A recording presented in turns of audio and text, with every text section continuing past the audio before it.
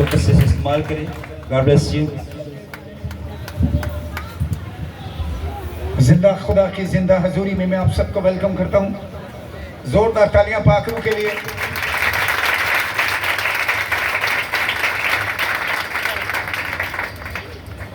سب خوش ہیں؟ میرا تعارف تو انہوں نے کرا ہی دیا، پھر بھی حسب روایت میں بتاتا ہوں کہ میرا نام پاشا ارنسٹ ولیم گل ہے اور یوحنا آباد سے میرا تعلق ہے، اور سی پی اے کے ساتھ کلوری پینتیکوسٹل اسمبلی آف پاکستان کے پلیٹ فارم سے ایز اے پاسٹر انچارج میں یوحنا آباد میں خدمت سر انجام دے رہا ہوں. آج خدا کی عین مرضی کے مطابق یہ ممکن ہوا کہ میں آپ کے درمیان خداوند کی خدمت کروں، اور میرا ایمان ہے اور یقین ہے کہ یسوع کا روح میرے اندر ہے اور وہ یہاں موجود ہے، اور کلام کے وسیلہ سے اور جب ہم آپ کے لیے دعا کریں گے تو ہر طرح کے جو بندھن ٹوٹ چکے ہیں، میرا ایمان ہے. ہیلیلویا. ایک بات میں بڑی ضروری سمجھتا ہوں، تعلیمی بات ہے. میں یہ نہیں کہتا کہ میں کوئی خامی نکالنا چاہتا ہوں، لیکن اصلاح ضرور کرنا چاہتا ہوں. تعلیمی بات ہے، ہمیں پتہ نہیں ہوتا، ہم کچھ ایسی باتیں کر جاتے ہیں جو شاید انسان کے لیے مناسب نہیں ہیں. بیٹا کہتا ہے کہ اے باپ، بنائے عالم سے پیشتر تو جو میرے ساتھ جلال رکھتا تھا اس میں مجھے اپنے ساتھ جلالی بناتا. کیا کر؟ تو پھر ایز اے انسان میں اس کو جلال دے سکتا ہوں. ہم بہت دفعہ کہہ دیتے ہیں آئے ہم خدا کو جلال دیں. کیا میرے پاس جلال ہے؟ جو میرے پاس ہوگا میں وہی دے سکتا ہوں نا. کیا میرے پاس جلال ہے؟ نہیں. پہلا کرندیوں 6 باب 20 آیت پڑھ لکھا کہ تم قیمت سے خریدے گئے، تم خون سے خریدے گئے، پس اپنے بدنوں سے بیٹے کے خدا کے جلال کو ظاہر کرو. ہم نے اس کے جلال کو ظاہر کرنے، جب وہ میرے اندر ہوگا تو میرے بدن سے مسیح ظاہر ہوگا، خدا ظاہر ہوگا. ہیلیلویا. ہم اس کو جلال نہیں دے سکتے کیونکہ وہ آلریڈی جلالی ہے. ہیلیلویا. ہم آج کا جو زندہ پاک کلام ہے اس کو پڑھیں گے. میرے ساتھ آپ نکالیے. میرے پاس کتنا ٹائم ہے؟ 20 منٹ، 20 یا 30؟ 20 منٹ جتنا سدھے بھی نہیں ہونا. اچھا نہیں، ہیلنگ سیشن بھی کرنا ہے. جو آج میں ٹاپک لے کے آیا ہوں بڑا ہی کمال ہے. چلے میں کوشش کروں گا. ہم حوالے نہیں پڑھیں گے، میں زبانی بولتا جاؤں گا، آپ میسج ریکارڈ کر لیں، بعد میں ان کو دیکھ لیجئے گا. میرے ساتھ نکالیے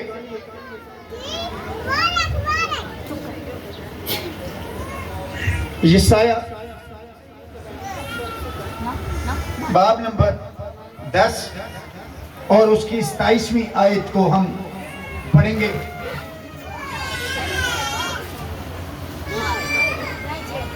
بیٹا میرے پہ اعتبار کرو. لکھیے یسایہ 10 باب اور اس کی 27ویں آیت سے ہم پڑھنا شروع کریں گے.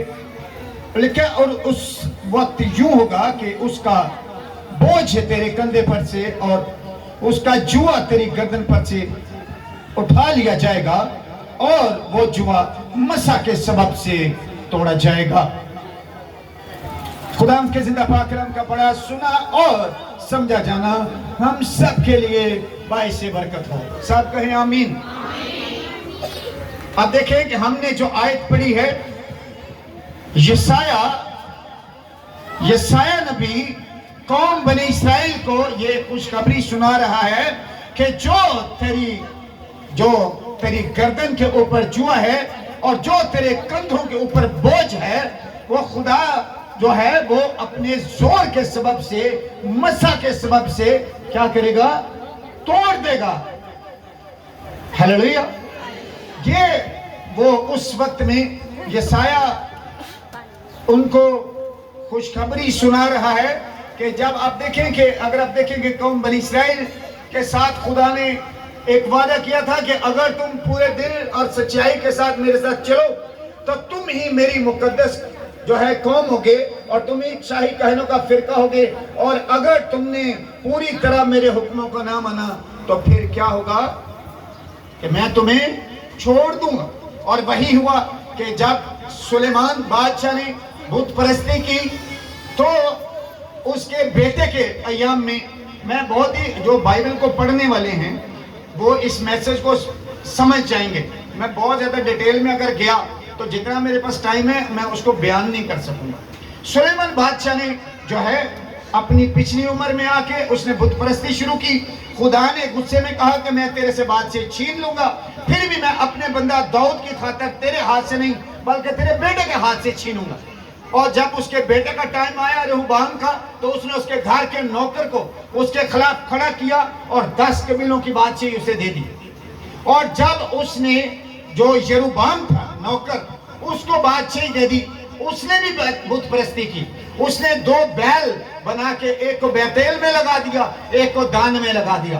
تو خدا کو یہ اتنا برا لگا کہ خدا نے وہ بادشاہی جو 10 قبیلوں کی تھی اسے بھی تتر بتر کر دیا۔ سور کا بادشاہ آیا اور انہیں جرگمال بنا کے لے گیا اور اسے پوری دنیا میں مختلف جگہ پر جو ہے وہ ان کو پراگندہ کر دیا گیا۔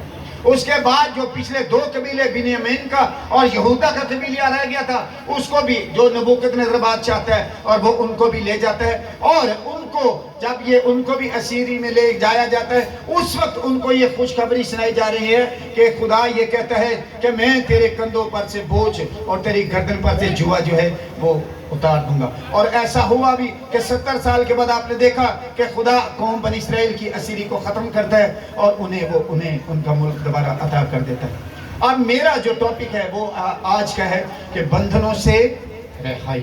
یہ ان کے بندھن تو جو آئے ان پر پھر ٹوٹ بھی گئے، لیکن میں آپ کو تھوڑا سا پیچھے لے کے جانا چاہتا ہوں کہ آپ نے دیکھا کہ خدا نے آدم سے کہا کہ جس دن تو نے یہ پھل کھایا تو مر، جس دن تو نے یہ پھل کھایا تو، آپ بولیں گے تو ہم جلدی سیکھیں گے، جس دن تو نے یہ پھل کھایا تو اس دن سے، جس دن اس نے یہ پھل کھایا اس دن سے انسان کے اوپر موت کے بندھن آ گئے۔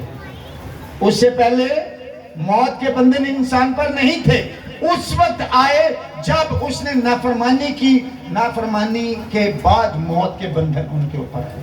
خدا نے کیا کیا کہ ان کو باغ عدن سے نکال دیا۔ جب باغ عدن سے نکال دیا تو انہوں نے ایز اے میاں بیوی جو زندگی اپنی گزارنا شروع کی، ان کے بچے پیدا ہوئے، قائن پیدا ہوا، حابل پیدا ہوا۔ تو خدا نے یہ دیکھا کہ اس طرح تو یہ مجھ سے دور ہی رہیں گے، تو خدا نے کہا کہ بھی تم اپنی جان کا عوضی دو تو تمہارے گناہ وقتی طور پر ڈھانپے جائیں گے اور تم میری حضوری میں آنے کے قابل ہو جاؤ۔ تو حابل بھی ہدیہ لے کے آیا، قائن بھی ہدیہ لے کے آیا، لیکن حابل کا ہدیہ قبول اس لیے ہو گیا کہ جان کا عوضی کسی کی جان ہی ہو سکتی ہے۔ وہ خون اور چربی لے کے آیا، وہ کسی کا قتل کر کے آیا، وہ کسی کو ذبح کر کے آیا۔ تو جان کا عوضی کیا ہو سکتی ہے؟ جان ہی ہو سکتی ہے۔ اس لیے اس کا جو ہدیہ قبول ہو گیا اور قائن کا نہیں ہوا، قائن کا نہیں ہوا، کیونکہ وہ جو پھل ہیں، سبزیاں ہیں یا وٹ ایور کوئی بھی چیز ہے، وہ آپ کی جان کا عوضی نہیں ہو سکتا، اس لیے اس کا ہدیہ قبول نہیں ہوا۔ چلے خیر، اس کے اوپر اگر میں جاؤں گا تو اور بات لمبی ہو جائے گی۔ لوگ ہمیشہ ہی غلط کام کو، آپ کو پتہ ہے، تھوڑا سا سپورٹ کرنے والے بھی بیچ میں ہوتے ہیں۔ اس وقت بھی تھے، لوگوں نے کہا کہ جی شاید اس کے ساتھ زیادتی ہو گئی ہے، اس کا ہدیہ بھی اچھا تھا جو بھی، لیکن وہ چونکہ جان کا عوضی نہیں ہو سکتا۔ اس وقت تو دنیا میں ہر طرف جدھر بھی نظر دڑائیں بھیڑ بکریاں ہی تھیں، یہی کاروبار تھا لوگوں کا۔ اس کے پاس نہیں تھے، وہ خرید لیتا یا اپنے بھائی سے مانگ لیتا، لیکن چونکہ اس کی عقل ہی اتنی سی تھی، خدا نے بھی اس سے کہا نا کہ تو ٹھیک، اگر میں باقی ساری بات پہلے بتا رہا ہوں کہ اگر میں عبرانی کی بھی تشریح بتاؤں، ساری بتاؤں تو بہت لمبی ہے۔ یہ میسج کم سے کم 50-55 منٹ کا ہے، جسے میں وائنڈ اپ کروں، منیمائز کروں گا تقریباً کوئی 25-30 منٹ۔ تو آپ دیکھیں گے اس کا ہدیہ قبول نہیں ہوا، دنیا چلتی رہی، بڑے سورما آئے. نوح کے بارے میں کہا جاتا ہے کہ خدا کی نظر میں اس وقت وہ سب سے مقبول آدمی تھا. موسیٰ آیا, موسیٰ کے بارے میں کہا جاتا ہے کہ سب سے زیادہ حلیم تھا. ابراہیم جسے راست بازوں کا باپ کہا جاتا ہے. داؤد آیا, کہتے ہیں اس کے بارے میں لکھا کہ یہ میرے دل کے عین مطابق ہے. ایوب آیا, لکھا ہے کچھ ایسا کوئی صابر ہی نہیں ہے. تو مطلب یہ سارے آئے. ایلیا, ہنوک کے بارے میں لکھا ہے کہ زندہ آسمان پر اٹھا لیا گیا. ایلیا کے بارے میں لکھا ہے کہ زندہ آسمان پر اٹھا لیا گیا. میں آپ کو یہ بتانا چاہتا ہوں کہ یہ سارے برگزیدہ لوگ تھے, راست بار لوگ تھے, لیکن ان کی رسائی کہاں تک تھی؟ یسوع کہتے ہیں یوحنا 3 باب اور اس کی 13ویں آیت میں کہ کوئی آسمان پر نہیں چڑھا سوائے اس کے جو آسمان سے اترا ہے. تو ایلیا کے بارے میں لکھا ہے کہ زندہ آسمان پر اٹھا لیا گیا. ہنوک کے بارے میں لکھا ہے اور یسوع نے آ کے کہہ دیا کہ کوئی آسمان پر نہیں چڑھا سوائے اس کے جو آسمان سے اترا ہے. تو ان کی رسائی کہاں تک تھی؟ یہ جاتے کہاں پر تھے؟ آپ دیکھیے, آپ نے سنا ہوگا کہ جب یسوع مصلوب ہوئے تو ان کے ایک دائیں طرف ایک بائیں طرف ڈاکو لٹکائے گئے. ایک ڈاکو کہتے ہیں کہ اگر تو مسیح ہے تو ہمیں بھی بچا اور خود بھی بچ. اور کلام میں کہ دوسرے نے اسے چھڑے کے کہا کہ کیا تو خدا سے بھی نہیں ڈرتا؟ اور یسوع سے اس نے کہا کہ جب تو اپنی بادشاہی میں آئے, جب تو اپنی بادشاہی میں آئے تو مجھے یاد کرنا. اور یسوع نے اس کا کہا کہ تو آج ہی میرے ساتھ فردوس میں ہوگا, تو آج ہی میرے ساتھ فردوس میں ہوگا. اب بات یہ ہے کہ فردوس کون سی جگہ ہے کہ جہاں پر یسوع نے اس سے کہا کہ تو آج ہی میرے ساتھ فردوس میں ہوگا. ایک جیسے یہ ہماری یہ جو عالم ہے اسے ہم کہیں گے کہ یہ بدن کا عالم ہے. یہ دنیا جو ہے یہ بدن کا عالم ہے, اور ایک روحوں کا عالم ہے جسے عالم ارواح کہا جاتا ہے. تو جتنے بھی لوگ مرتے تھے سب عالم ارواح میں جاتے تھے. جو راست باز ہیں وہ آرام والے پورشن میں جاتے ہیں, اور جو شریر ہوتے ہیں وہ عذاب والے پورشن میں جاتے ہیں. ثبوت آپ کو مل جاتا ہے امیر شخص اور غریب لازر کی سٹوری. آپ جب سنتے ہیں تو جو امیر شخص ہوتا ہے وہ باپ ابراہیم سے کہتا ہے کہ لازر کو کہو کہ اپنی انگلی کا پوٹا بھگو کے کیا کرے, میری زبان کو تار کرے. تو اس نے کہا کہ ادھر سے کوئی ادھر نہیں جا سکتا, ادھر سے کوئی ادھر نہیں آ سکتا, کیونکہ ہمارے درمیان میں کیا ہے, ایک گڑھا ہے.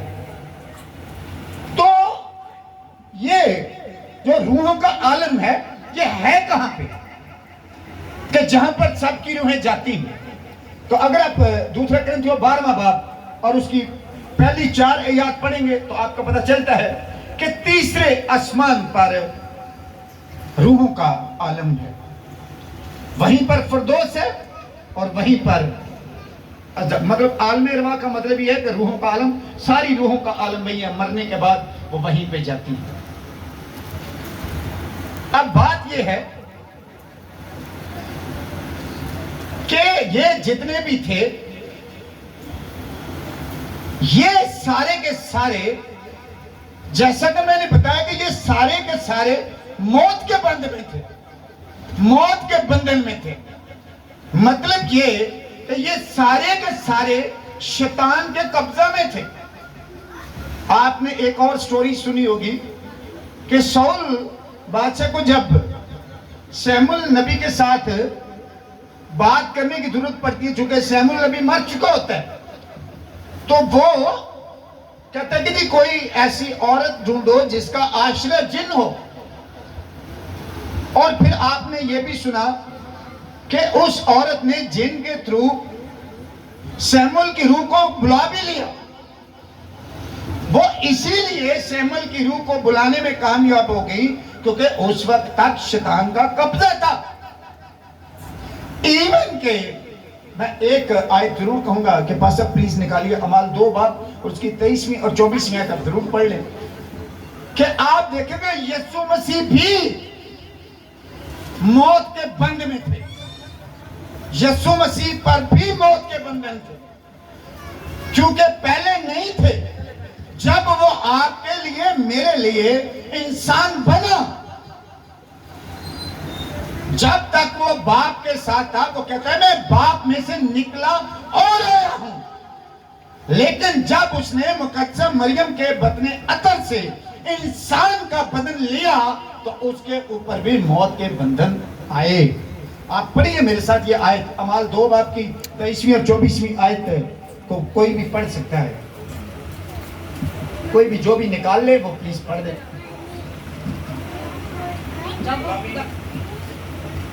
جب وہ خدا کے مقررہ انتظام اور علم سابق کے موافق پکڑوایا گیا تو تم نے بے شرع لوگوں کے ساتھ ہاتھ سے اسے مصلوب کروا کر مار ڈالا, لیکن خدا نے موت کے بند کھول کر اسے جلایا کیونکہ ممکن نہ تھا کہ وہ اس کے قبضہ میں رہتا.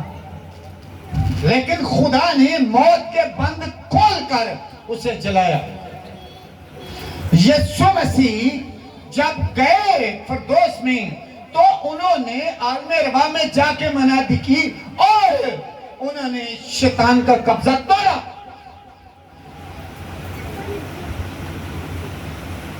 انہوں نے کیا کیا؟ جا کے شیطان کا قبضہ توڑا. آپ عبرانیوں 2 باب اور اس کی اگر 14ویں آیت پڑھیں تو وہاں پر آپ کو پتہ چلتا ہے کہ جس طرح لڑکے خون اور گوشت میں شریک تھے وہ بھی ان میں شریک ہوا تاکہ موت پر جس کو قدرت حاصل تھی یعنی کہ ابلیس کو تباہ کر دے. اس نے جا کے ابلیس کو تباہ کیا اور اس کے ہاتھ سے کنجیاں چھینی. اس لیے وہ مکاشیوں میں کہتے ہیں کہ میں مر گیا تھا زندہ ہوں اور ابدالآباد زندہ رہوں گا, موت اور عالم روا کی کنجیاں میرے پاس. انسان موت کے بند میں تھا, انسان سے موت کا بند توڑا. یہ سنیں, وہ آپ کے لیے میرے لیے انسان بنا. آپ کے اوپر سے موت کے بند ٹوٹتے ہیں مسیح میں شامل ہونے کے بعد. آپ اگر رومیو 6 باب 3 آیت پڑھیں لکھا کہ کیا تم نہیں جانتے کہ ہم جتنوں نے بپتسمہ لیا مسیح کی موت میں شامل ہونے کا بپتسمہ لیا. جب آپ مسیح میں شامل ہوتے ہیں تب ہی آپ اس کے ساتھ مصلوب ہوتے ہیں, تب ہی آپ اس کے ساتھ مرتے ہیں, تب ہی آپ اس کے ساتھ دفن ہوتے ہیں, تب ہی آپ اس کے ساتھ زندہ ہوتے ہیں. یہ میسج اتنا پاورفل اور اتنا خوبصورت ہے, کاش کہ میرے پاس ٹائم ہوتا میں پوری ڈیٹیل سے آپ کو ہر چیز بتا سکتا, لیکن ہن میں دوڑا کے انہوں وائنڈ اپ کرنا پڑے کہ انسان بنا مسیح. کیوں؟ کیونکہ بائبل کا رول ہے کہ جو جان گناہ کرے گی وہ مرے گی, لیکن مرنے کے لیے قربانی کے لیے بے عیب برا چاہیے ہوتا ہے. یسوع کے بارے میں لکھا ہے نا, اگر آپ مکاشفہ 13 باب 8ویں بات پڑھیں تو لکھا ہے کہ بنائے عالم سے پیشتر وہ ہمارے لیے ذبح ہوا. اس کے لیے برا کا لفظ استعمال ہوا. برا ذبح ہونے کے لیے ہوتا ہے, برا قربان ہونے کے لیے ہوتا ہے. تو وہ آپ کے اور میرے لیے انسان بنا. اب میں آپ کو یہ بتانا چاہتا ہوں کہ اس نے جو بدن پہنا وہ کس کا بدن تھا. آپ نے آج تک یہی سنا ہوگا کہ آپ کے لیے مسیح مصلوب ہوا, یہی سنا, بولیں یہی سنا. میں کہتا ہوں کہ آپ اس کے ساتھ مصلوب ہوئے. اگر آپ اس کے ساتھ مصلوب نہیں تو آپ کے گناہوں کا کفارہ بھی نہیں اور آپ کی نجات بھی نہیں. اگر آپ اس کے ساتھ مصلوب ہیں تو ہی آپ کے گناہوں کا کفارہ ہوتا ہے. جو جان گناہ کرے گی وہ مرے گی.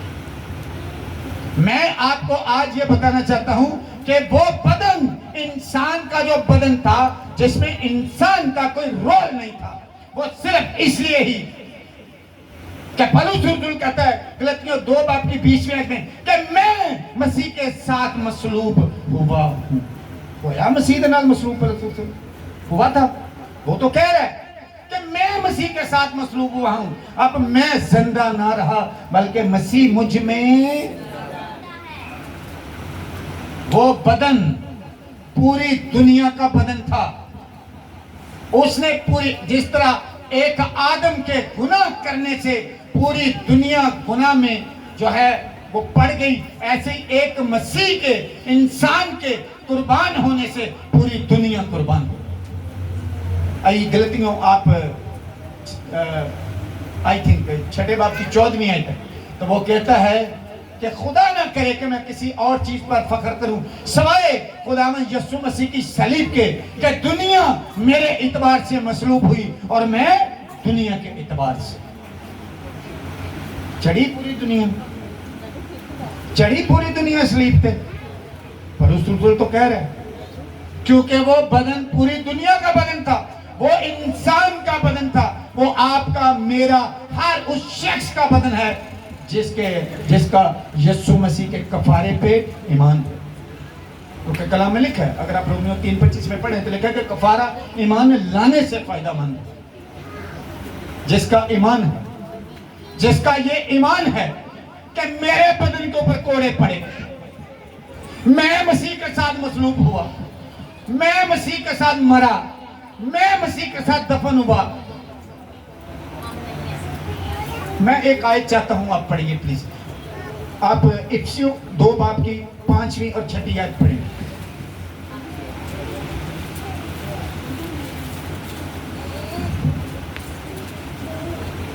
بیس منٹ تو ہوگا,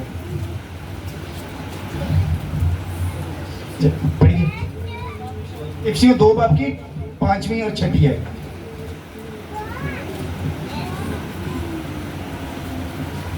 جب قصوروں کے سبب سے مردہ ہی تھے تو ہم کو مسیح کے ساتھ زندہ کیا. تم کو فضل ہی سے نجات ملی اور مسیح یسوع میں شامل کر کے اس کے ساتھ جلایا اور آسمانی مقاموں پر اس کے ساتھ بٹھایا. آمین. کس میں شامل کر کے؟ مسیح یسوع میں شامل کر کے اس کے ساتھ جلایا, مطلب زندہ کیا, اور آسمانی مقاموں پر بولیے کہاں بٹھایا؟ میں ہون بھی کہاں نا کنے گناہ گار نے تیارے جو چھتیاں نے انج ہاتھ کھڑے کرنے, یہ میں گناہ گار کہتے ہیں. یسوع کے اندر ہے کہ میں دلی جان دے دیتی, یہ گناہ میں اپنے تے لے لے, یہ بیماریاں میں اپنے تے لے لیاں, یہ کمزوریاں میں اپنے تے لے لیاں, یہ حالے بھی گناہ گار. یہ مطلب ہے کہ انہیں میرے خون نو سمجھے ہی نہیں تو نہ انہیں میرے خون نو اپنے تے لے آئے, وہی گناہ گار ہے.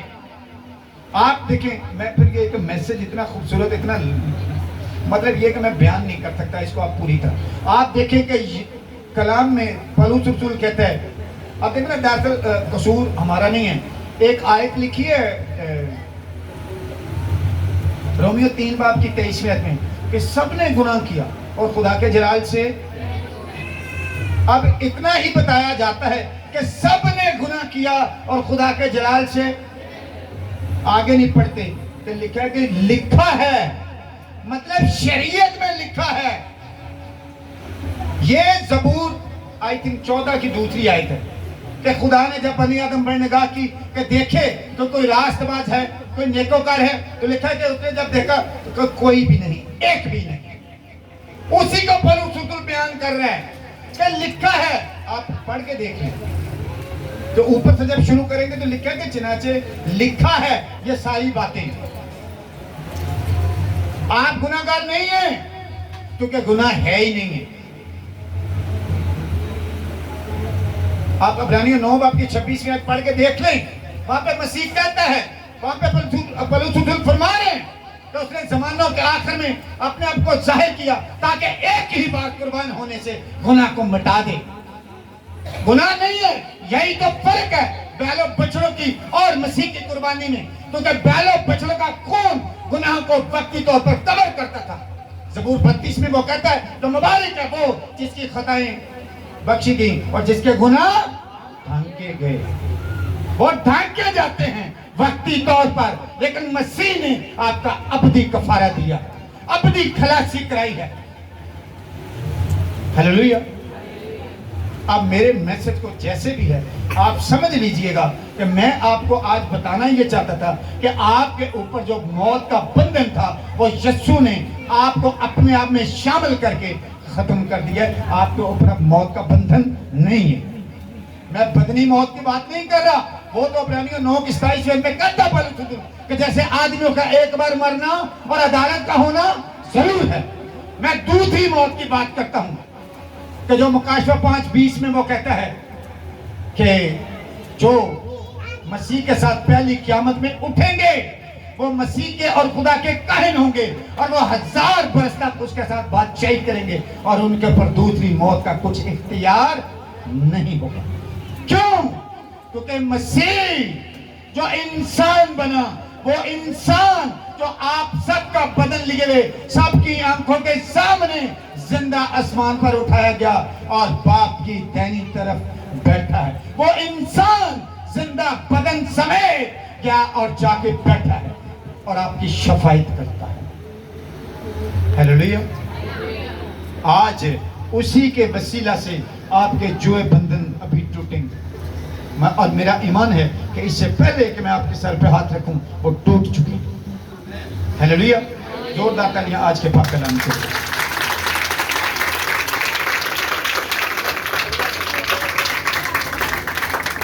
Praise hallelujah. कितनों को कलाम के सबब से बरकत मिली है। यकीनन खुदा का कलाम कभी भी बेतासीर नहीं लौटता बल्कि हमेशा जिंदगियों में काम करता है। तो मेरा ईमान है कि आज कलाम के सबब से आपको